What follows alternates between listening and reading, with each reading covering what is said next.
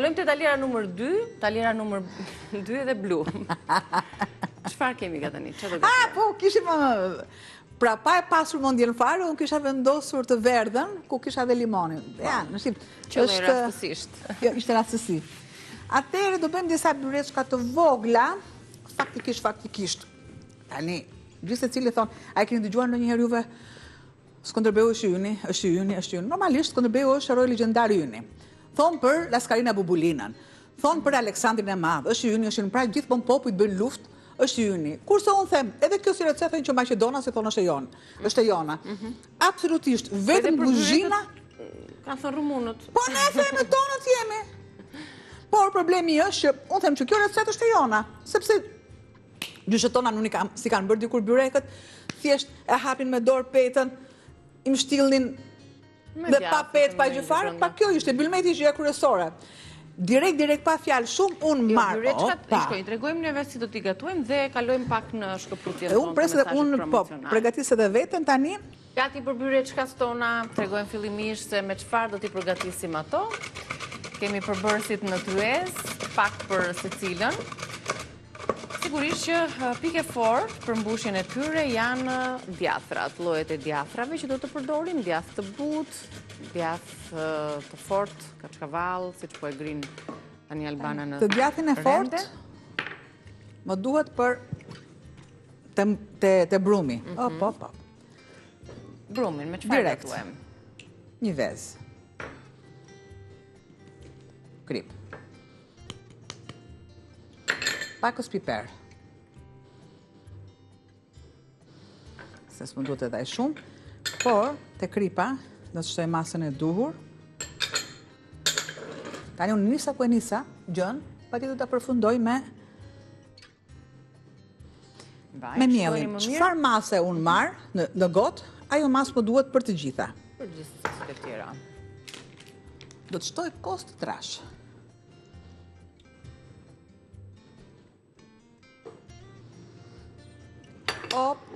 Pra po ja them një herë, djathin e grir, djathin e fort të grir, krip, piper i zi, kosin, vezën dhe vajin. Këto kemi shtuar tek tasi për përgatitjen e brumit. Këto të tjerat i kam për më vonë. Opa i kaloj. Bëj një përzierje të duhur, urdhëro. Fare mos më lodh, ja, merre gërshërën.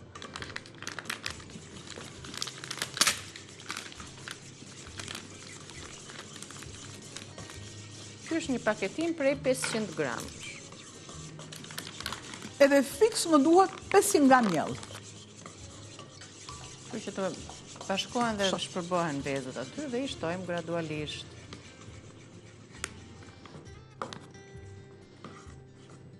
Derisa është masa e qullët shumë, normalisht e kaloj me lugë. Më pas kur shikoj që masa fillon dhe rëndohet direkt,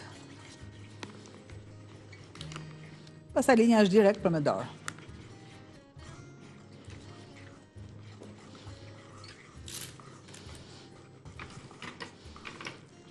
Vazhdojmë.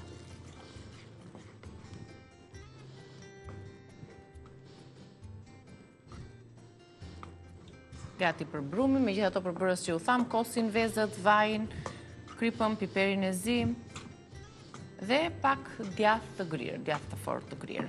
Ja do ta punojmë akoma më shumë me lugën dhe me dorën. Këtu kemi lënë vetëm pak miell, te paketimi 500 gram për ta punuar, se mbase na duhet dhe pak më vonë. Por ndërkohë, tani fillojmë ta punojmë. Unë do t'i lexoj edhe një herë përbërësit të byreçkave tona, do t'i pjekim dhe do të keni mundësi t'i shikni deri në fund të programit.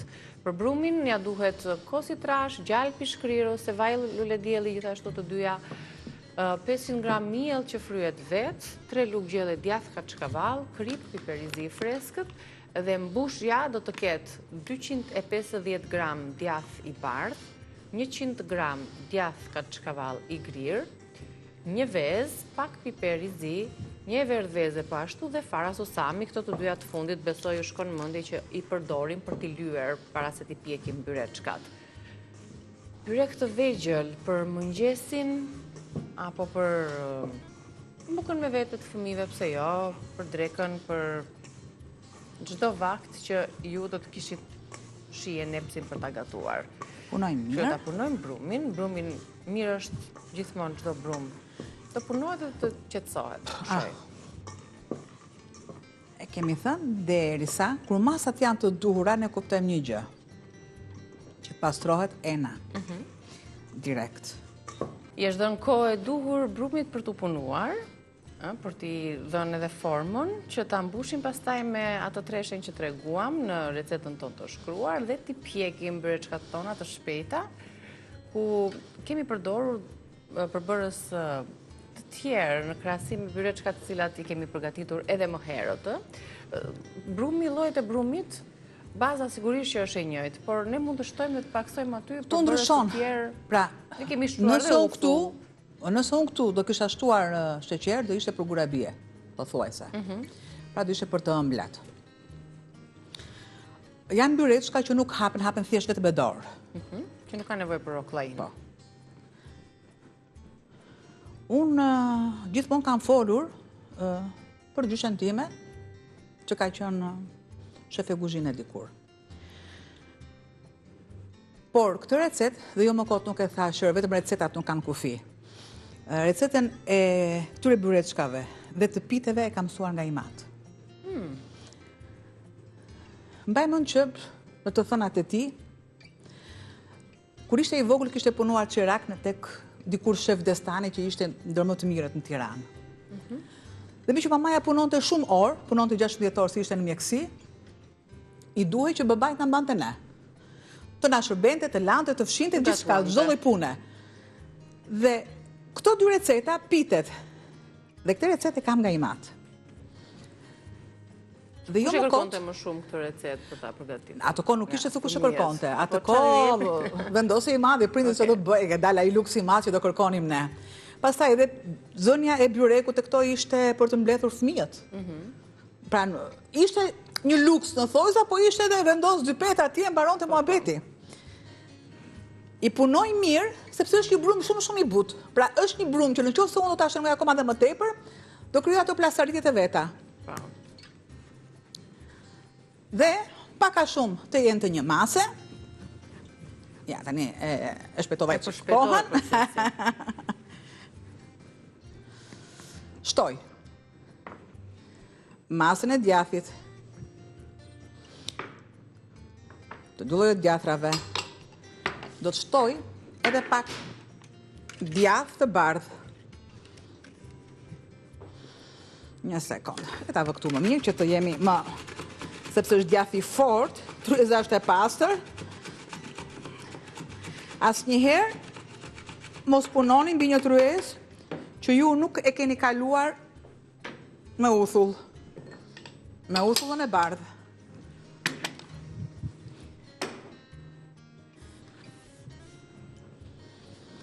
Normalisht jap pak kohë, teksa flas jo më kot, jap pak kohë edhe brumit që të vi.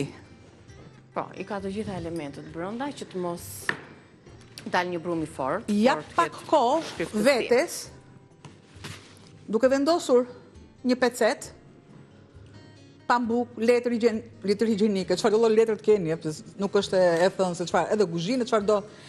Zhyteni në uthull.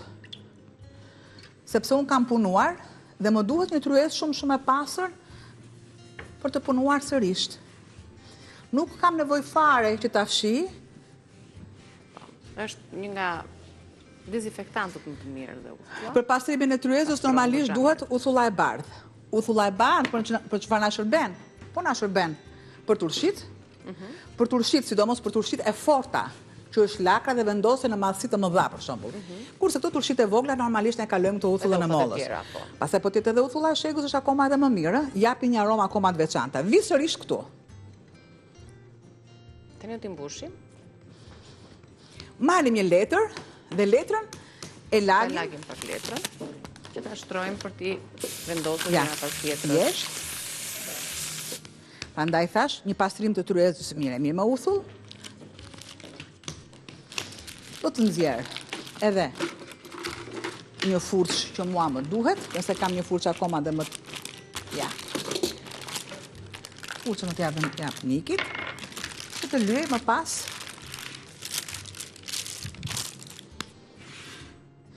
Nëse ne duam, Dhe përse jo? Dhe përse jo? Do duam pak bimë aromatike.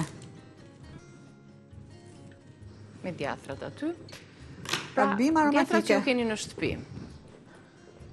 Pak më vonë do t'i vendosim Ja. me lyrin dhe jedhim një sy po ashtu. Shtoj. Keku është fryrë, po piqet, por duhet ta ulim pak ndoshta temperaturën. Ule temperaturën ose çojë tek pjesa e poshtë me kekun.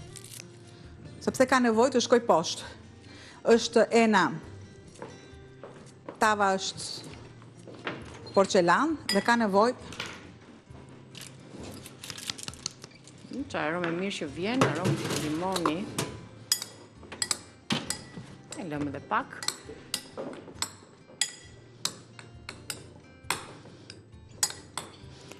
Unë do Një thosha kombinim mes djathrave që shkrin që të shtojmë pak susam, sepse i jep susami i pjekur i jep një shije akoma dhe më të veçantë.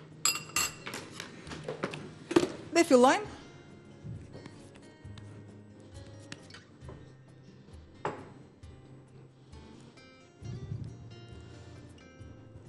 Palosim, pra bëjmë mbushjen e byreçkave. Kemi hapur kulaçkat. Ja, kanë këtë formën e gjysmë hënës.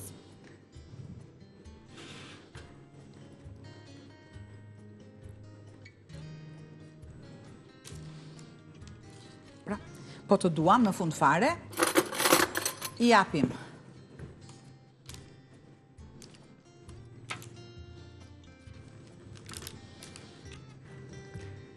Një prekje të vogël me të verdhën e vezës. I jep më shumë shkëlqim, ngjyrë të bukur. Dhe mbi të gjitha parat e susamit që do të ngjisin tek e verdha e vezës dhe japin edhe shije më të veçantë, si kundër e përmendëm, parat ja shtuam edhe tek mbushja. Prit, sepse kërkon një mbyllje të mirë. Edhe volumi, kur të piqen këto byreçka, volumi do të dyfishohet në pjekje. Bëjmë Kështu që që duhet patjetër mbyllja e ngjitet mirë. akoma edhe më mirë.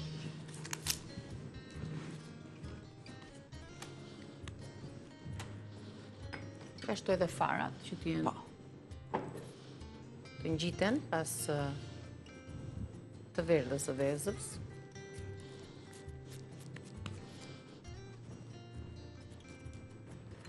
Ja, kështu do t'jetë forma e tyre. Njëra pas tjetrës kemi 6, 7, 9 total për sasin që ju treguam, për një sasi mielli prej 500 gram dhe më pas shtuam edhe përbërësit e tjerë, vezën pa ashtu, djath dhe fara susami brënda, i shojmë dhe njerë përbërësit, unë do t'i lyej me të verdhë vezë dhe do t'i pjekim. Kjo është detyra që kemi në vim.